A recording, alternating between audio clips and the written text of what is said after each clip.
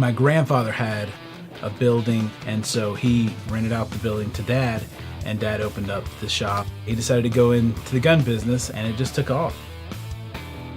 I started working here when I was 15 years old. One of my main goals in the shop is to carry the coolest stuff around, where you can come in bullseye and see stuff, buy stuff, and get stuff you can't get any other shop.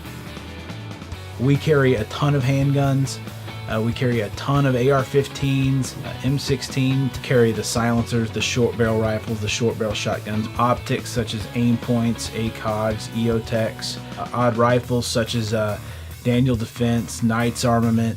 In the cage of my Deuce, the 50 caliber belt-fed machine gun, the M60, G36, MP5, and MP5 SD, and AC556. We're a full Class 3 dealer as well, and Class 3 distributor.